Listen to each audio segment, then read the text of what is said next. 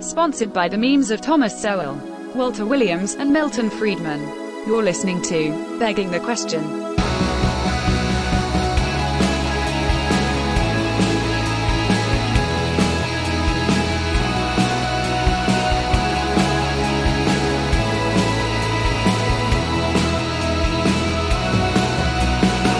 Welcome, ladies and gentlemen, to Begging the Question podcast. With me today, I've got Siv and Dumo Denga, who is the host of Monpatria.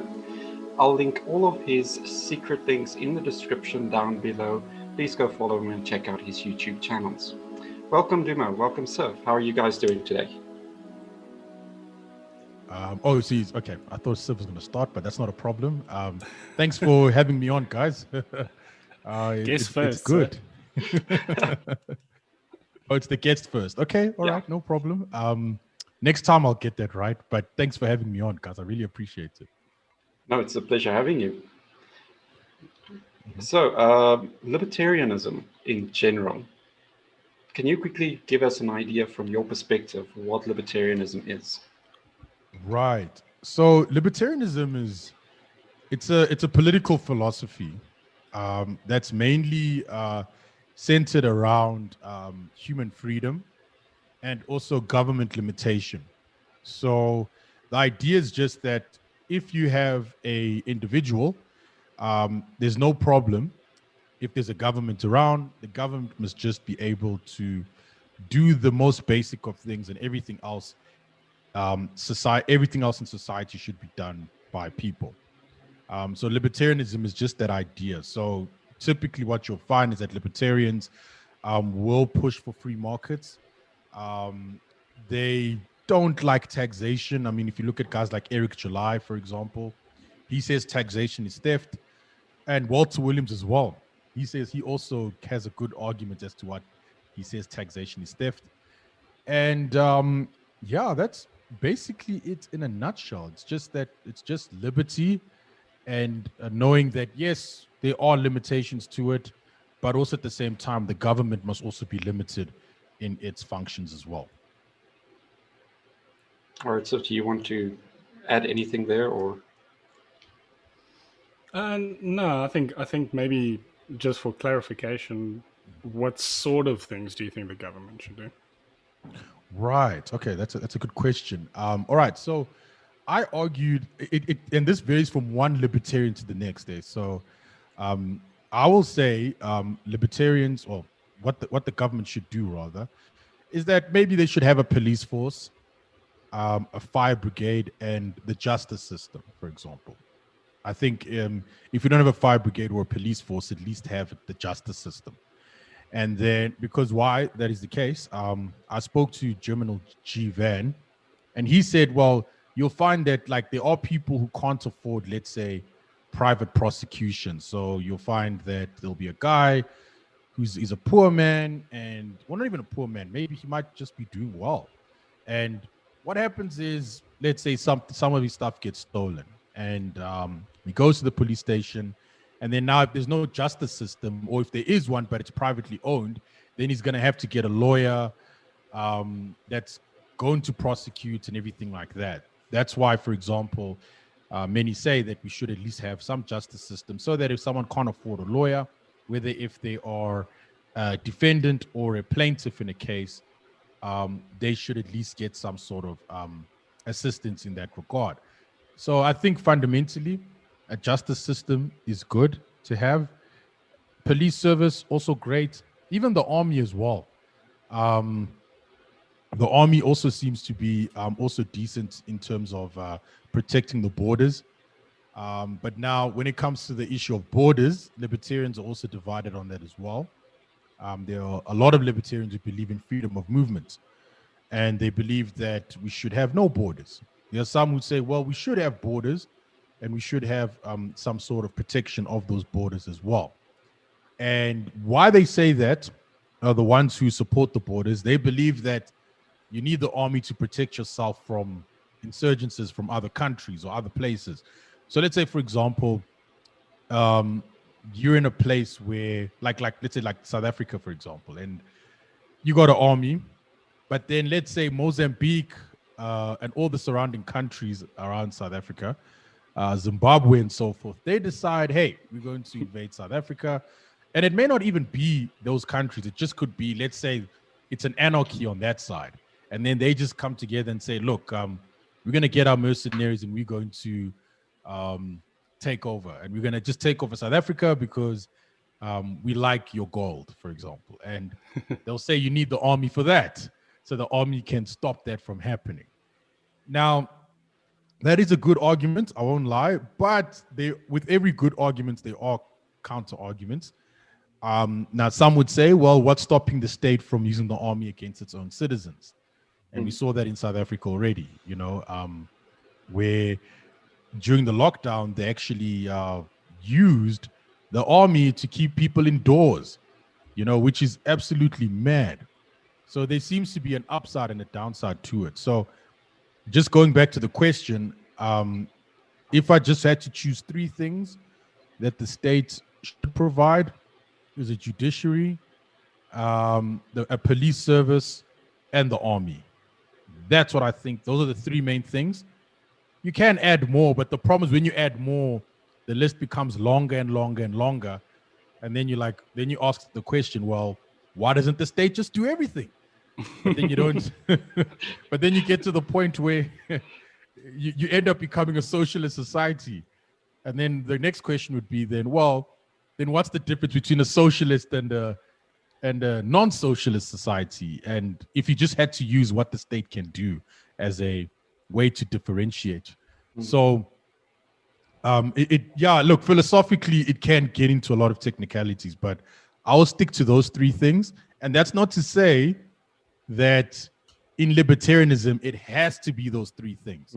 It can be any. Some libertarians will say nothing. The state shouldn't do anything. We must just have a president who just gets a salary every year, and everything else gets done by everyone else. So, some libertarians believe that. So it's quite broad, but that's what I think should happen. Okay, so those are very interesting points.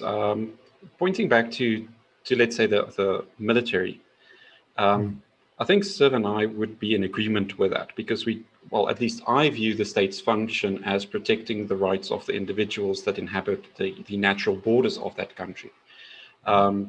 Because let's face it, a governmentless society will never exist. Some form of governance will always form.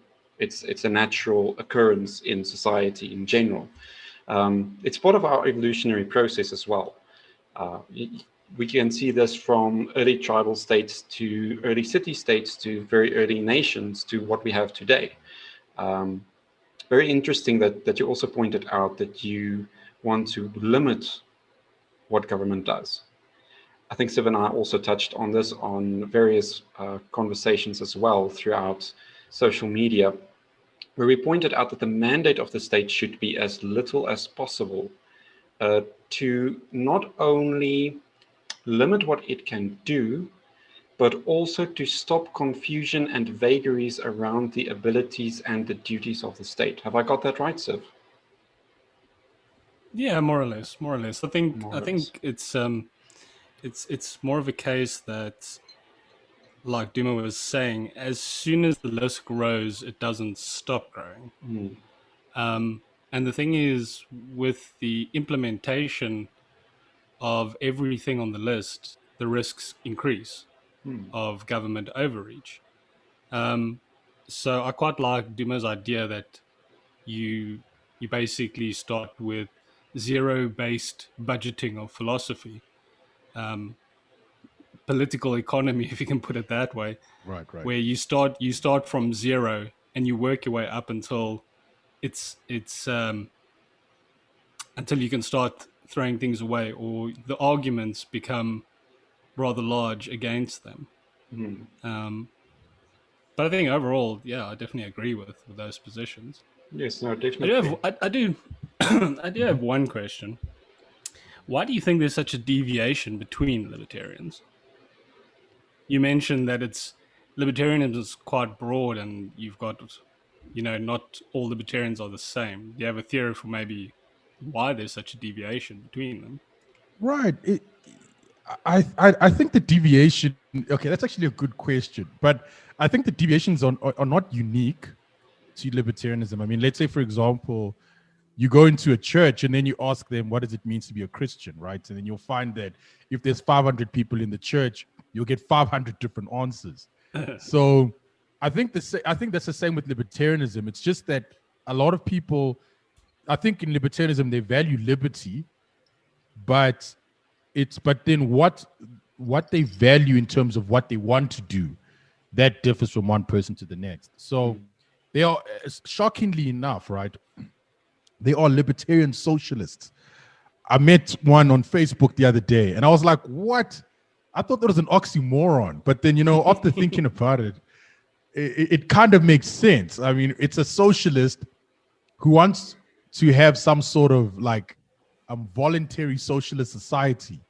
But, when you look at it, like when you just take it to its logical end, you'll find that if you're going to allow the means of production to be collectivized by a single body, eventually your liberties are going to are going to go away at some point. It's going to come at the cost of your liberty. And then when that happens, what happens after that? Well, you say you're a libertarian socialist, but it becomes an oxymoron when you take it to its logical conclusion. So I don't know how people can say that we are voluntarily socialists, because, and some would say, maybe it's because we are willingly giving away our freedoms to this body. And okay, and they could argue that, and I'll be like, okay, fair enough. I mean, no problem. So I think the deviations is just based on what they value personally. So for me, I want to own a house one day. I don't own property. Right now, people will say, "Wow, you speak quite loud for someone who doesn't own property, and you speak quite loud for property rights." And because I want to own it, right? And and also at the same time, I also just want to have the rule of law as well, because I think that without the rule of law, there really isn't. People can't be comfortable in making certain economic decisions, so maybe we should need a police force and stuff like that. That's what I value. And then also the army thing as well, because I don't want like some foreign force just to come in and just take everything that we have, and then now we slaves to those masters.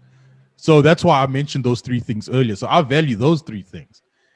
And I just think that for some, maybe it's not freedom. Maybe they want the freedom to choose, but what they value is maybe just having safety. So that's why they will probably become a libertarian socialist.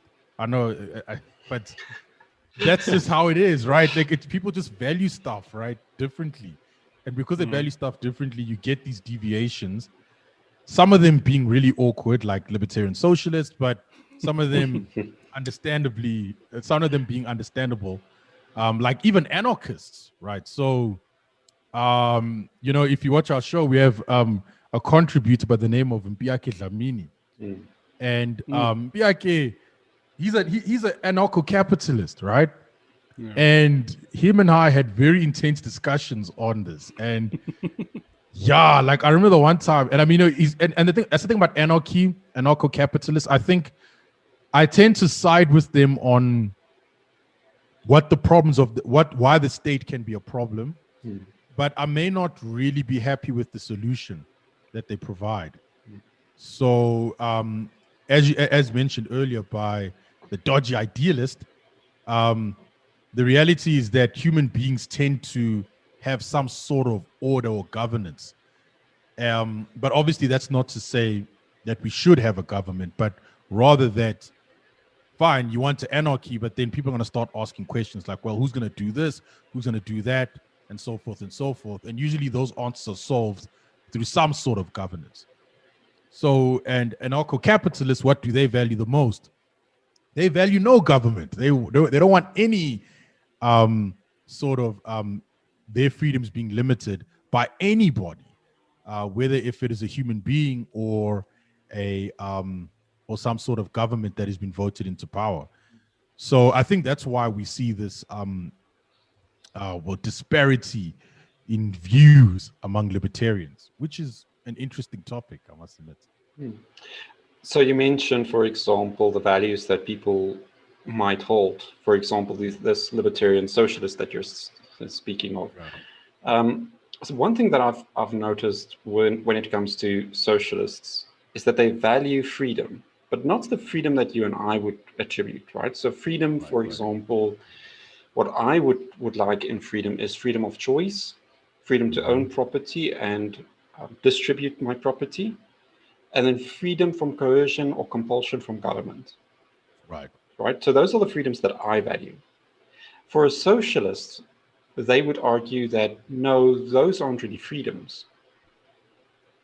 Freedom comes in the form of the group, which brings us again to this ownership, the group ownership thing. Because for a socialist, very dumbed down argument is there is no self outside of the group. Because for them, it is self-indulgence. It's like the cardinals, one of the cardinal seven sins in, let's say, Catholicism, right? Where it's seen as a form of greed or selfishness to want to put yourself before the group. And I think this is why we have, like you pointed out, this is why we have such a wide variety of views in libertarianism. But now I want to ask a rather more difficult question, right? So Milton Friedman and even Rothbard came to the conclusion that material outcome is what society strives to actually achieve. Would you agree with that statement, more or less? It depends what they mean by material outcome. Do they mean like more money, more like safer houses and stuff like that? I think prosperity overall. Okay. Right. And so what is the difference between that, that materialistic outcome versus that of the socialist? Can you give us a few differences there? Well, yeah, wow. That is a difficult question. It's those ones where you get in an exam, it's the last question, and they say write an essay about it, and then use all the notes that you have. Oh my goodness. Okay, yeah, this is the type of question that really You're in the hot stretches. seat, bro. Yeah. You're in the hot seat. All right. So if you had to say that society strives for these material outcomes, I mean, if you had to look at it purely from just the evolutionary perspective, right? That's not to say that's how someone should view it, but it seems to make sense, right? That if you look at human beings over time, even the very things are like the very simple tools that we created, right? Like, when we started to eat meat or something, and then we realized that, okay, animals have got meat. We can eat these animals, and some of these animals are really quick, so we can't chase them. So what do? We build it, we make a spear, and then we throw it at the animal, or then we created a bow and arrow. Now we have guns, and now also at the same time, we had agriculture as well, where we were able to domesticate some of these animals and then use them for food. And also we were able to grow our own food, and we became a bit more comfortable as a result. So if you mean material outcomes in that sense, yes. I think that it's part of, now, again, an evolutionary scientist will probably say, this is what we have created in order to survive. It helps our survival. It just helps our longevity as a species. So I think in that regard, I would say yes. Human beings tend to, they actually strive for this material outcome. Now, if you look at it from a libertarian perspective, right? So you find that a libertarian like myself, I mean, I grew up in a specific society, I had specific beliefs and so forth. And without knowing, I actually pursued some sort of material gain. So for example, after school, when I finished school, I went to varsity, and I got my degree, and then I got a job. And then when I got into my career, I started to improve my career so that I could actually get more money and be a bit more comfortable and earn material wealth and save for retirement and so forth. So we even have products that speak to that as well. And it's very interesting. I do think that Milton Friedman and Murray Rothbard are correct in that regard. But now let's go to the socialists now. Is it any different with the socialist? I don't think so, because we're in the same world, right? You'll find that a lot of these guys who are socialists, they still get a job. They still need to eat. They can either grow their own food, or they can buy it, or they can become an Uber driver and so forth. So they're also striving for that as well, because they're humans just as much as the libertarian is a human being. And then that's when the evolutionary scientists will jump in and say, well, you see, it's driven into us. Therefore, it seems that humans just in general just want to pursue this general wealth. It's just that I think with the socialists, they assume that wealth is like there, and it's there to be divided. But then the libertarian will say, well, not necessarily. I mean, if, like, for example, if you look at coal, for example, we use coal to make electricity. And I remember Andile Mlitama, he said that, he said something, he made a stupid statement about electricity, saying that, like, I really wish I had it on the top of my mind, but I can't, okay, let me just paraphrase. But basically what he was saying was that, that electricity should be free because coal is given to us by God. That's what he said. And then the rational standard, they created a meme where they said, well, given Andile Mlitama's views, all you need to do is take a plug, right? And then just insert it into the coal, and hey, you got electricity. And that's the difference. It's just that the libertarians know that you got to take the coal, you have to process it, and then you get the electricity, right? But the socialist, on the other hand, thinks that, well, electricity is just there. It's like the air, for example. It's like the air that we breathe. I mean, even that is not even guaranteed. If you understand the broader science and you look at cosmology, you look at the Earth, where it sits in the solar system and everything like that. But even that is not 100% guaranteed. But they think it's like that. That's how they see wealth. That's how they see material gains. And they think it can just be distributed evenly. So I think from just a purely physical perspective, libertarians and socialists are not different from each other. But on an ideological perspective, it's quite clear that the libertarians tend to be a bit more aware of how the world works. But the socialist, on the other hand, is unaware, which is why when you give these guys power, you get all these crazy things happening, like mass starvation and shortages, and, quality of life goes down the drain. Then you get that voting with your feet phenomenon coming into play for it as well. Like people try to leave these countries, and then they build the walls higher so that people can stay in those countries. Yeah. So the utopia is so good, you have to build a wall to keep the people in. yeah, man, it's so fantastic. You just like, but it's for the protection of all the illegal immigrants that want to come in. No. It's for all the illegal immigrants to want to go out. You have to be specific here. Remember, like it's a private party, eh? So you have to have good security at the door. So that's why yeah, definitely. But it's interesting that you touch on these points. For example, a few days ago, I wrote a sort of rebuttal to our favorite socialist, Batman, Raspy Batman. Okay. You'll know who he is. But in it, it was something to do with the deficit of human will. And basically what it came down to, what I boiled it down to, was that human will can only be garnered through the individual's willing participation to actually contribute to the greater good, right? Mm-hmm. anything else, you'd still have that deficit because there would still be some resistance or reluctance, right? So you don't solve the problem of the will deficit, if you want to put it like that. Also, something very interesting that you've also mentioned now, that I also pointed out in that, is that it seems to be as if the socialists are somehow disconnected from reality overall. It's like their ideology, from a quick glance of it, it seems as if their ideology is not grounded within reality, right? Which then leads to them having all these issues later down the line, right?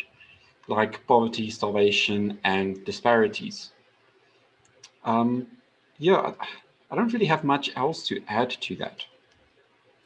I was thinking about your libertarian socialist friend, and this is something that me and Dodgy have discussed. But I'm always surprised that socialists actually aren't more for libertarianism, because if you take, say, the Mondragon, which is this co-opt company in Spain, right?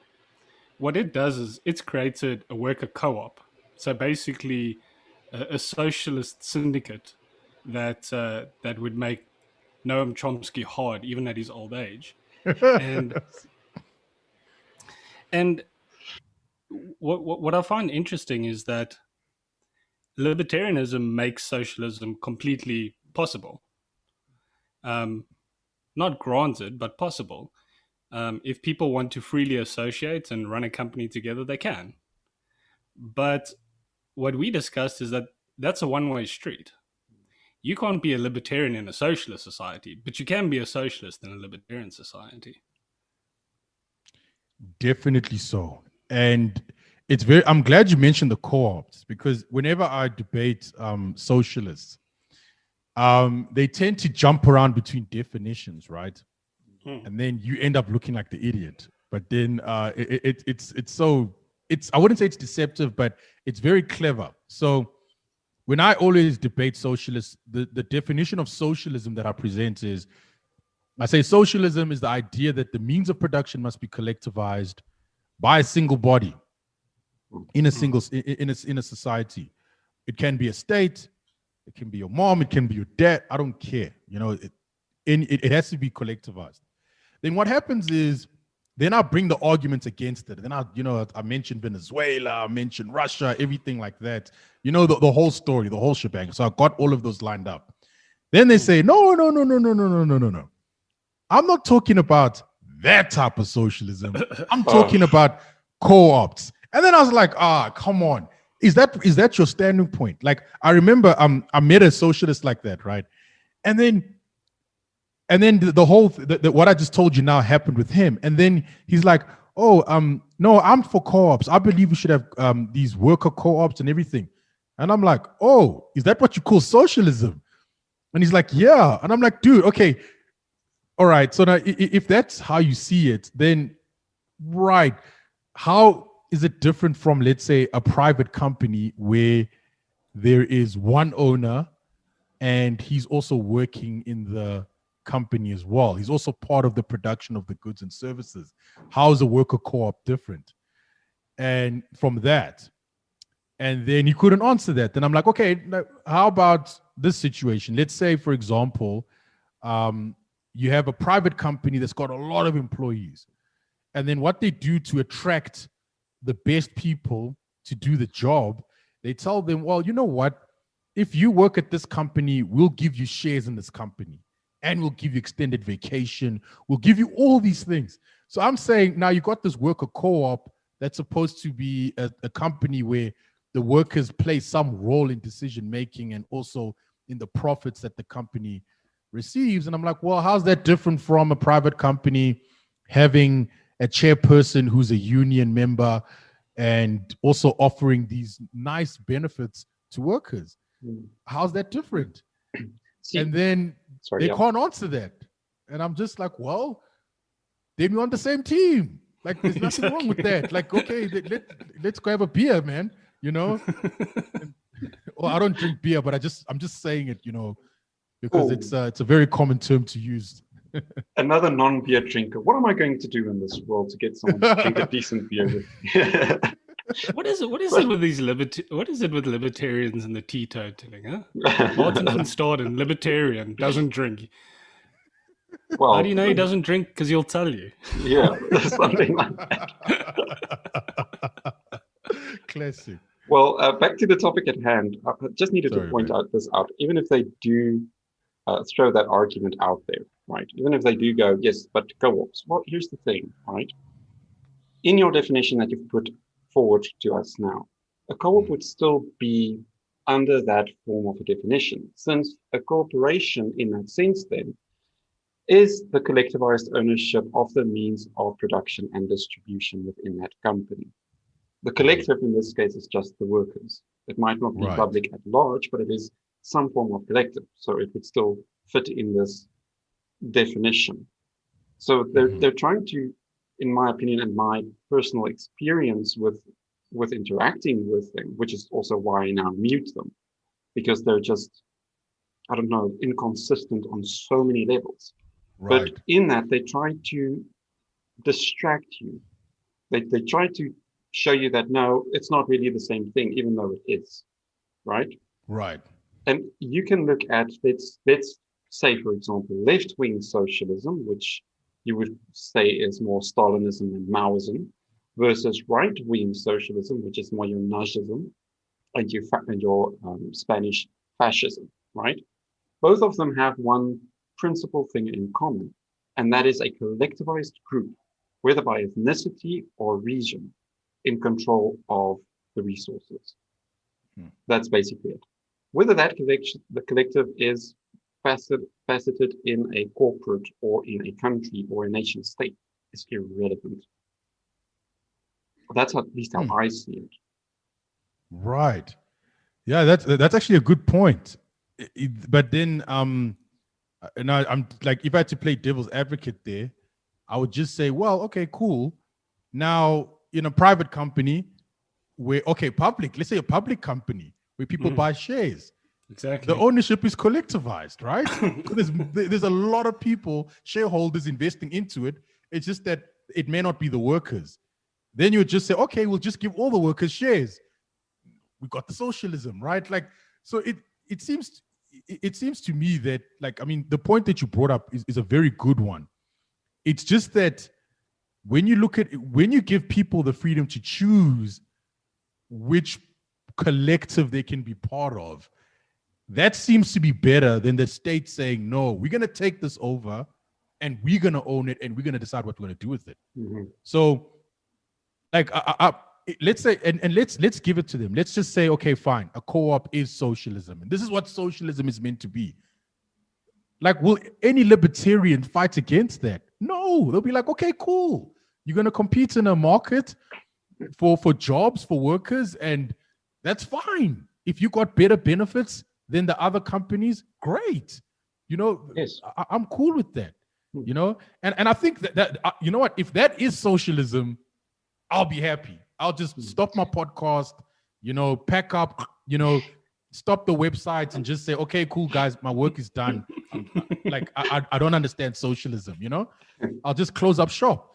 But it seems to me that that really isn't the case. No, that's what they try to and, you know, put forward to you. Like I say, they try to confuse you on it. And like we've pointed out, collectivism, let's call it that, collectivism, acting as a collective, is possible within a society that respects individual rights. Because you as the individual, you know, in that society, can freely choose to associate with whatever group or collective as you deem fit, right? But in a collective, in the more broader socialist society, in the pure sense of that, that's impossible because the socialist society is already predetermined. You don't really have a choice. Right. That I totally agree with that. You as Siv said earlier, you can be a libertarian. No, you can be a socialist in a libertarian society, but you can't be a libertarian in a socialist society. Exactly. 100%. Yeah. Agreed. But for me, it's such a non-starter. I think, you know, listening to Dumo, I'm thinking maybe there's a whole bunch of socialists out there that have misidentified themselves. They look at the superficial goals that socialists purport, and then they say, yeah, I'm compassionate, and I want to share things with people and stuff like that. um, but they are actually, broadly speaking, libertarian types. They don't necessarily want the government to do it. They don't want government control. For them, it actually seems to be more of a case that they want the diffuse of power. But even that's a non-starter, because even in a perfect democracy, you're still going to have concentration of power. And they try and make up all of these little rules that they'll have in their co-ops that, okay, you'll only be in charge for a week or whatever, or the manager will be voted on. But at the end of the day, you're still concentrating power, whether it's for a week or for a month. Right. And that's the same argument that you could have with democracy, which is at the base, the system that socialists wish to use is democracy. I mean, we have a president, we have a parliament, and then we have the serfs, the plebs, us. The concentration of power is unavoidable, but it's such a non-starter. I just don't see how socialists are honestly swayed by it if diffusing power is actually their goal. Well, again, it's. I don't think it is their end goal. They might state that it is, but if you look at all their actions and the ultimate objective or the outcome, it's definitely not. You see, I think the difference between, let's say, the libertarian outcome is that freedom is a consequence of that outcome. That outcome is a more fair society, whereas for the socialist, it is a more equitable outcome, right? Because they want everyone to be more or less equal, right? Whether that is from the start, yes. Whether that is from the start or from the end, it has to start somewhere or end somewhere, right? So their objective is freedom with inequality, if that makes any sense, which to me, I'm still trying to reconcile that idea. I'm not having much success in that. Yeah, for me, it seems like the libertarians are taking a more objective viewpoint of the world as it is, as opposed to the socialist, right? Which is probably also why I think Siv and myself find more overlap with libertarians than we do with socialists in this regard. I could be wrong. I'm assuming that. So. Right. I agree. I mean, like, even with me, I overlap a lot with conservatives. I mean, most people in my family are conservative in the American sense, of course. And I think it all starts with that foundation. Like, how is the world? Like, what is it? Like, if I throw a rock into the air, will it keep going up and float into space? You know, it's possible if I throw it hard enough. If I throw it at a velocity where it reaches escape velocity, yes, that's possible. But can a human do that? Probably not. But the thing is that, like, it's observing the world and seeing what happens, and then you say, okay, fine, let's see what happens. Let's try this. Let's try X. Let's try Y. Let's try Z. And that has been happening for billions of years. Okay, yeah. I mean, if you had to take the human evolutionary story into account, and all this knowledge has been passed down and passed down and passed down, and now we're here. Now, I think what really made things a bit bad was the fact that us human beings became so innovative, we were able to even beat nature. Like, for example, I mean, we've created medical science, and as a result, our lives are longer. You know, people don't have to, like, I mean, the old days, I was looking at like in the times of Abraham Lincoln, and he had brothers and sisters that died like before they were 10 years old. And I was like, oh my goodness, like, this is crazy. But now that's not even like, it's not even like, hearing something like that it's a tragic story, because it has because I mean our medical system has improved. And I think what has happened is that socialism has come up because of how comfortable our lives have been. I think what a lot of socialists, especially those who are compassionate, now you're saying socialists are not compassionate. Yeah, they are ones that are just crazy people. But there are those compassionate ones who look at their lives and they use that as some sort of template as to how other people should live. And then they think that anyone who lives below that standard, oh no, they need to be saved. And then they think we need to create a world where everyone is living the life that particular socialist is living. But then they don't understand that, look, there's limited resources and so forth and so forth and so forth. And it's and that's the thing. And now also in this society, we can also have situations where these guys who think like that can come together and they can talk about these ideas in ignorance, of course, and form a movement and take over government and try to implement this world. And all of that has come as a result of how we've actually developed as people. People kind of take the world that they're in for granted. They don't know it was actually worse than this before. Mm. And it's very difficult for people to actually grasp that, especially, I mean, if they just grew up in a nice neighborhood. And I think a lot of socialists are in that phase. They think, it's not that bad if I ask for people to earn the same salary. I mean, come on. I mean, what bad can it do, you know? Mm. And they just say it out of ignorance because, hey, you know, it helps them get friends. Or in high school, especially, it helps you date that girl that you wanted to date or something. And that's really what it is in a nutshell. So I think, you know, just understanding your question, I think for me, I think our comfortable lives have kind of, I wouldn't say screwed us over, but this is like kind of the price we pay for the innovation that we have. Not to say that it's necessary, but it seems like it came as a result of this comfort that our innovations have brought about, that we want other people to share in this comfort, but we don't understand that not everybody can share in it. Some people are going to have to, you know, work a bit harder, you know? Mm-hmm. Some people are going to have to live in a smaller house, you know, that type of thing.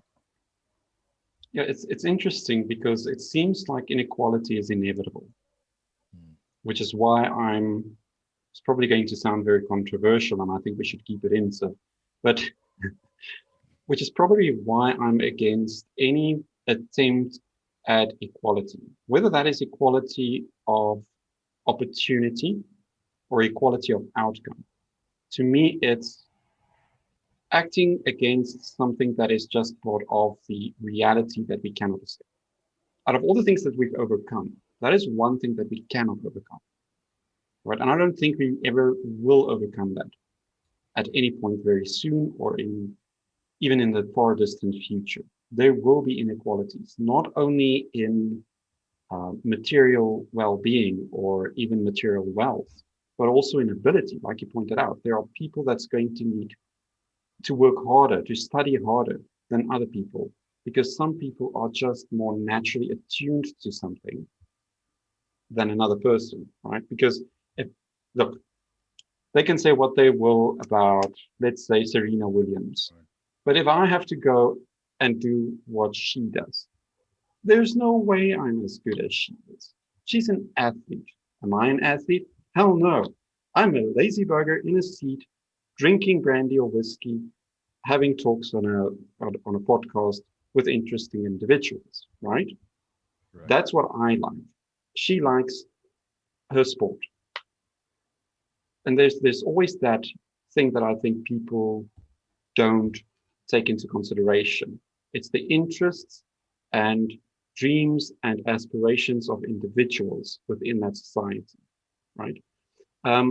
Strangely enough, also, I want to bring up this quote. I'm probably going to butcher it because, again, I'm not a hardened socialist, so fight me on this.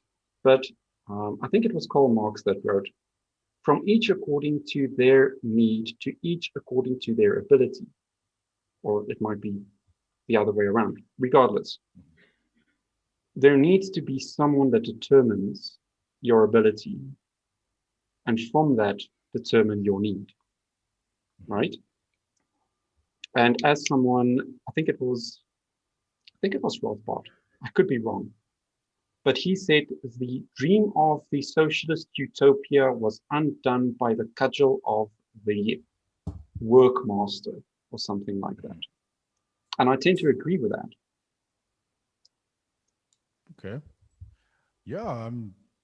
I mean, just to add on to what you were saying, I think that quote by Marx, which I find to be very interesting, is that, you know, now let's say to each according to their need. Now, it's very interesting. Not all needs are the same. Now, for example, I mean, someone may need more food than me. So if you look at even men and women, men eat more than women. They need more food than women. You know, not everyone is the same shoe size. Not everyone uses the same shoes for the same activity. Some people don't walk. Some people walk 10Ks to work. Some people, you know, they do other stuff, you know. So it sounds like as if this, the way Marx is putting it, is trying to make it sound like as if the society will just distribute everything like accurately. But it doesn't happen. Like even when you try to do that, it's impossible.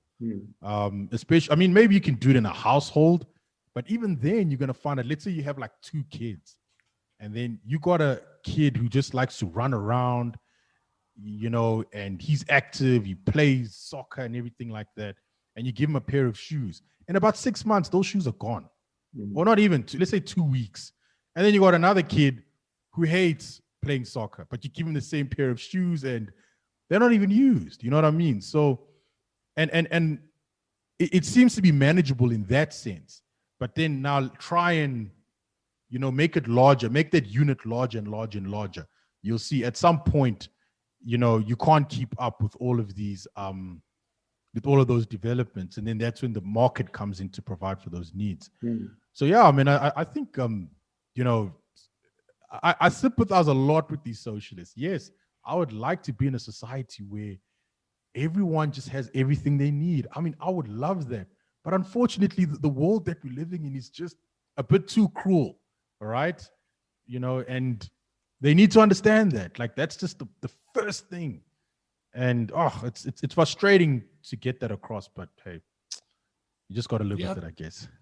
I think that point you raised is a fair one just before this about that perhaps our own ingenuity has somewhat divorced us from sort of the material conditions of life. You know, it's again, it's not zero-based budgeting on a metaphysical level. You know, like libertarians always like to say that poverty is the natural state of man. And the thing is, that's unavoidably true. In all senses, even intellectually, we are born into poverty, intellectual poverty. We have to work to attain these things. They don't just come to us. And I think the other point that you raise as well, that you sympathize with socialists, and I do as well, because, you know, on paper, I don't think they have a whole host of demands that we wouldn't say, yeah, you know, why not? That sounds like a good thing. We should want to do that. We should want people not to starve or people to have healthcare, etc. The problem is that, like you say, as soon as you start trying to centralize that, it's the implementation that becomes the problem. I mean, you know, we tax people to help out people in our society, Right. but the obvious consequence is corruption and patronage and all of these other things, the unavoidable consequences. I mean, the thing is, if socialism works, why hasn't it? What's taking so long? What exactly are they waiting for? I mean, in South Africa, geez, we're so close to socialism that Stalin and Marx are dancing with their little party hats on. But why why has the poor not been relieved of their poverty? What are we doing wrong? That is excellent. I like that point. I like it. I had a discussion with another socialist friend of mine, and he said that the conditions are just not in the right place yet. What? Like, what does he even And mean by that? What conditions was he talking about? Did he specify? He did, but they were very like it wasn't defined. I was pushing him into a corner, and I think he just said that just to have something to say, so it doesn't look like he's weak and so forth. And yeah, that's what he said. He just said that the conditions are just, the outside conditions are not right, or they'll say that, well, the reason why it didn't work is because every other country in the world is capitalist, so Russia had to really work hard to keep that socialism alive for a long period of time. Now, to the unsuspecting person, that'll sound reasonable, but I mean, anyone who just understands just how these things work, I mean, they'll find this laughable. It was kind of sad to hear that, but yeah, that's practically it. I mean, and also I always say, okay, cool, let's put it on a sliding scale. When you move towards socialism, people become poorer. When you move towards a free market, people become wealthier. You know, living standards go up and so forth. I mean, the stats are there. So then my question is, okay, cool. Let's look at all the socialist countries. Why are they poor? Why are they like this? Why are they like that? And it's a good question. I mean, I'm glad you asked that question. And that's a question that they're going to have to answer. If I really had to, I mean, I'm just trying to think what response they would make. I don't think they'll look at real socialism. It's not real socialism. Isn't that it's a co-op? Remember, it's a co-op. Yeah, it's Stalinism. Yeah, or something ism, but it's definitely not socialism. Right. They'll sometimes bring up Catalonia in 1918, 1920s, around there. But even in that, right? Even in that, if the socialists, this is my where I start to lose interest in their arguments, right? Because again, like I pointed out, there seems to be no consistency. So if it was the socialists' ultimate outcome for the dissolution of power, right? And they throw in Catalonia as an example in the 1980s, 1920s. Well, even there was, like Sif pointed out, there was a natural concentration of power. Because they had a military, then they had a government. Against who else did Spain very well fought Catalonia in? Ghosts. No, they fought against the Catalonian militia, governed by whatever union was in control of it then, because I'm not bothered with remembering all these socialist unions. There are too many to even begin with. But that is a prime example of why I said that it does not seem like it is the dissolution of power that drives the socialist, right? And I think Sif pointed this out in previous discussions that he and I had. When it comes to the socialist governments, at least one thing is true in their equality, is that they hate everyone equally.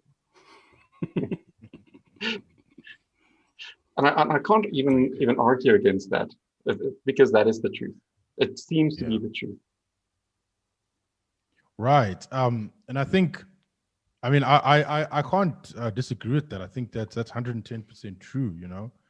I mean, I just think also, I mean, it's from what I have seen with a lot of these socialists is that it's almost like there's some sort of primitive human behavior that hasn't really been dealt with. Like, we don't like to see people like doing better than us, especially if they're part of our community. So like now, even as a kid, I struggled with this, man. But you know, as you get older, you realize that, hey, dude, you can't hate this guy because he's doing so well, because hey, that's him, you know. I mean, you probably better at other stuff than him, you know. And I think it's just probably to help out the socialists, you just got to say, well, look, man, if the guy does better than you, what is he taking away from you? Like if he does better at school, like he gets 100% for a maths test, like what is he taking away from you? Like nothing. Then why are you acting like he took something from you? Like he stole something? Yeah, you see, So I think it's... Yeah, sorry, continue. No, it's fine. I made my point. Thanks. All right. So from what I can gather with our conversation to so far, right, is the key differences between the libertarians and, let's say, the socialists is the grounding in reality. That's one point, right? Libertarians take into account real world consequences and actions and reactions, whereas the socialist seems to disregard that. The other point is that it seems to me that the libertarians then, from this discussion then, also seems to take their envy of others, right, and create a sort of emulation, a strive to improve themselves at the example of others, or to improve themselves even beyond that example. Whereas the socialist might not want that, because again, the ultimate outcome for a socialist would be equality, whereas the ultimate outcome for libertarians might be fairness in this regard. So that's what I'm taking away from this conversation. Siv, anything from your side? Well, I don't know how much time Duma has, but I've still got 2 questions, and they're quite tough. Right. I got a lot of time, so let's do it.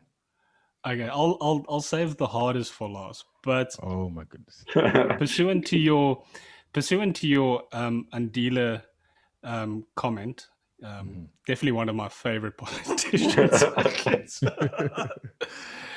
But pursuant to that that idea, basically of common ownership, let's put it that way. That's what he's saying, right? Say we came to South Africa. Everybody that's in South Africa, we came here, and there's no pre-existing knowledge of the governments we've had or whatever, and all the natural resources are here. How do we start a free market with those natural resources? How do we determine who gets what? So, say I want to start a coal factory, right here, and this guy as well, he wants to start a coal factory or power generation. He wants to mine in the same place I want to mine. What do we do in that situation? It's that's a very tough question, because I'm already thinking now. You rock up there and you say, "Oh, there's coal. Oh, we could start a coal mine." Now the local people there will be like, "Oh, it's just rocks, whatever. We don't even use these things, because we eat fruit and stuff like that." So to the incumbent society, what you may see as valuable, they may not see as valuable, because they don't have any knowledge of how it's used in the outside world. But when someone else from outside sees these resources, like, wow, there's an abundance of them, they will want to use it. Now, let's say, for example, there's a village, and in that village, they're sitting on a lot of fossil fuels and coals and stuff like that. What do you do to convince them to move? Well, you got to see what they find valuable. So they may say, well, you know what? So let's say the chief right now, he's got beef with another chief, and he's like, well, I really want to get a lot of cows, and because I need cows for this and whatever, and I want to show everybody that I'm wealthy, I'm the top chief guy, not the other chief down the river.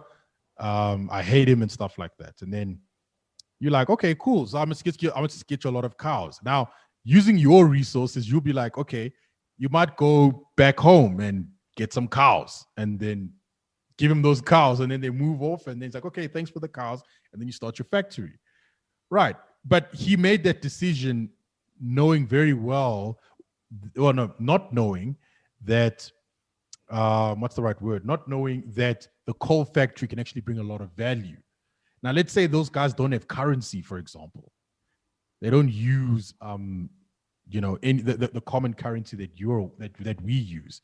So what's going to happen then is that if you say, look, I will give you 1 million of this currency, they'll be like, what? Like, it's not cows, man. I want cows, So obviously, maybe you will take that currency and buy the cows in a foreign place and then transport the cows over, and then you can take them. So I think bartering is going to be the best way to get what you want out of the situation. But now you look at it 1,000 years later, there's a coal factory still there, and the descendants of that king who wanted the cows, they're not so rich anymore. And then someone comes in and says, hey, these guys were exploited. But I'm like, how so? I mean, the guy wanted the cows, you gave him the cows, and you agreed to it, to moving off the land, and you got it. So I think in that, even though it's a difficult question, Siv, I must say, I just think the best thing to do is just to negotiate. Learn their language, see what they value, and give them what they want. And then they'll probably move off. And then also, that's what I'd say. Yeah, and then also try to get the upper hand in negotiations with whoever is negotiating from the other side. Because yeah. So the best offer is the one that will obviously win. Right. So, and also the guys on the other side, they must also know why they want that land as well. So they have to also do their due diligence as well. And then you'll see once they have equal information, the deal will be nicely cut down the middle. Okay. So for your other question. Cool. Okay. This one's unfair, but what's the best argument you've heard against libertarianism? Against libertarianism. Okay, I'll give you one. What's the one argument that you get and you go, yay, it like gaslights you. You're like, geez, maybe this guy's got a point. Maybe I need to rethink my life. The best one I've received was from an anarchist. He goes by the name of Jason Werbeloff. He's a professional philosopher. He actually taught me philosophy at Wits back in 2011. And he said, okay, guys, you libertarians, you love, you say everything should be privatized. People should be allowed to produce their own electricity. The state shouldn't do it and stuff like that. So he said, he gave a thought experiment. So I wouldn't say it's an argument, but a very good thought experiment, which I struggled with. And then he said, in this thought experiment, it was, all right, you libertarians, right? You want all this stuff to be privatized. Now, would you be keen on having your next door neighbor have a nuclear reactor in their own basement so that they can produce electricity? Yeah. Are you keen on that? That was the question. Sorry, my answer is yes, because again, as long as he has the necessary controls and whatever in place to not harm my property, good. Otherwise, well, no. But see, there comes in our big question. So why do you do this to him? And why do you do this to me? Exactly. Yeah. Right. So what I just did at the beginning, I just bit the bullet.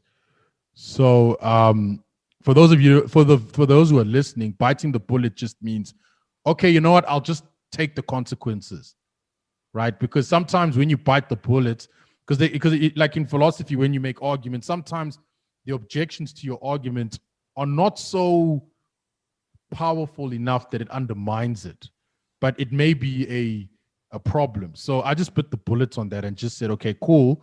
Fine, they should be allowed to do it.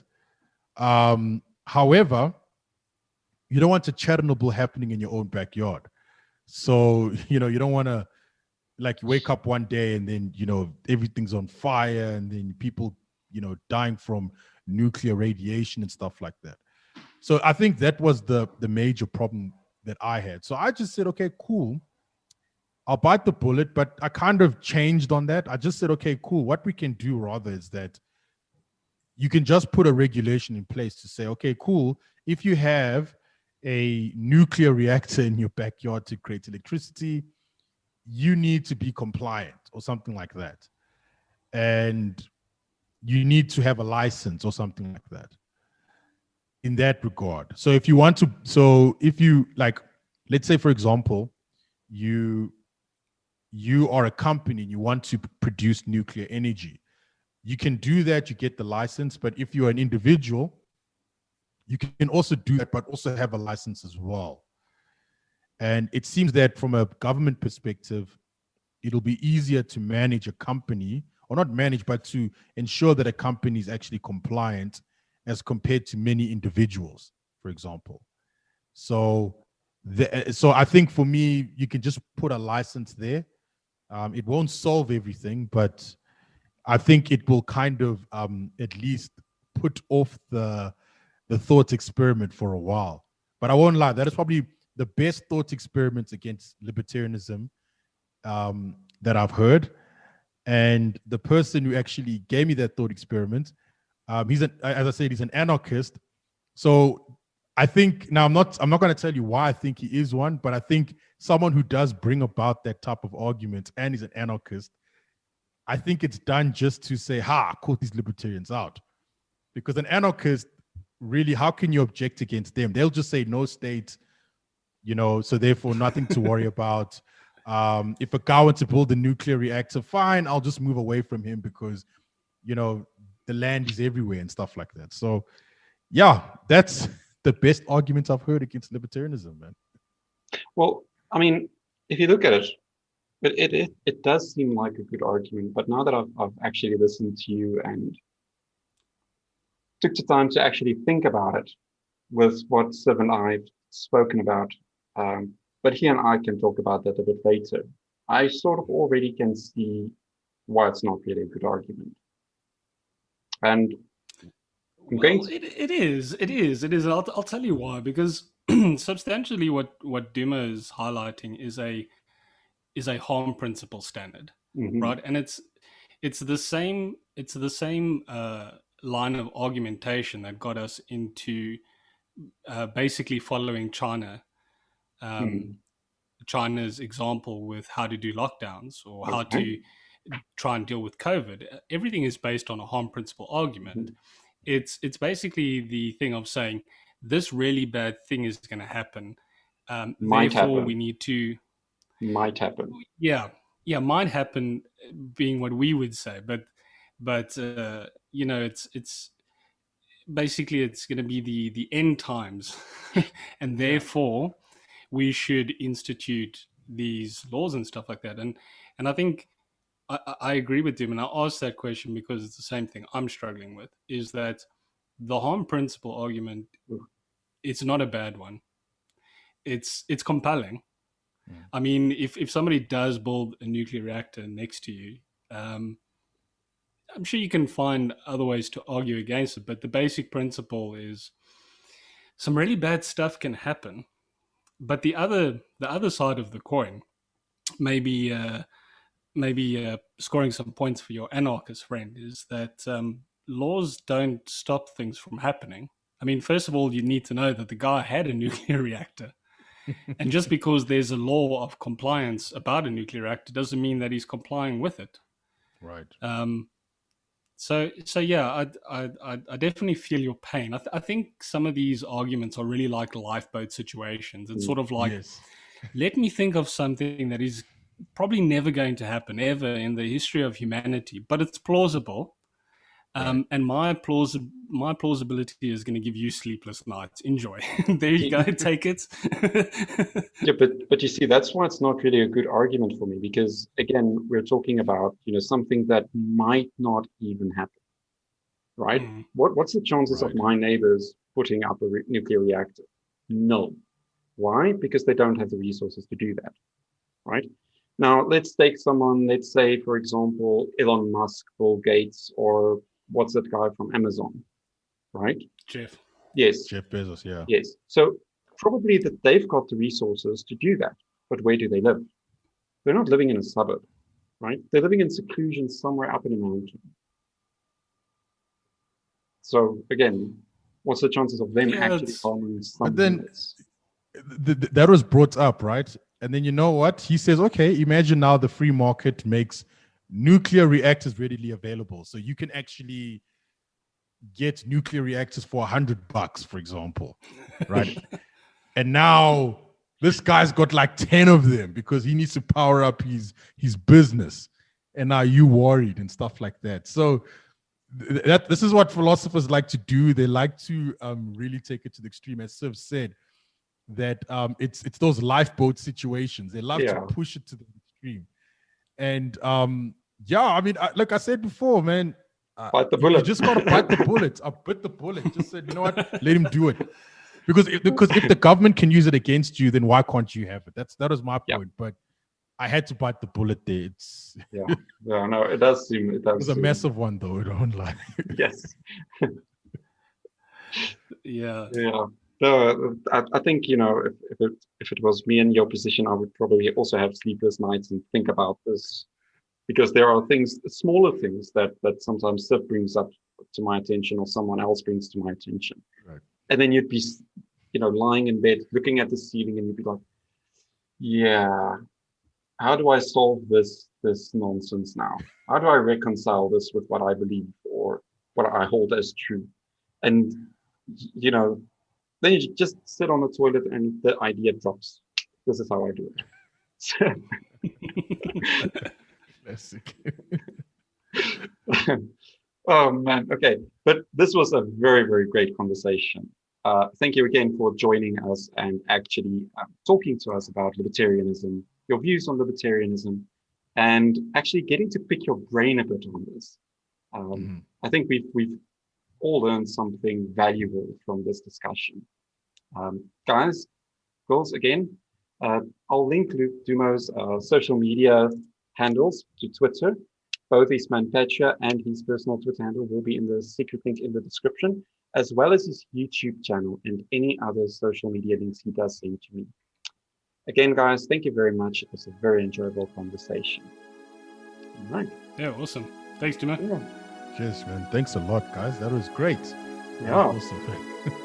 Yes. I enjoyed it.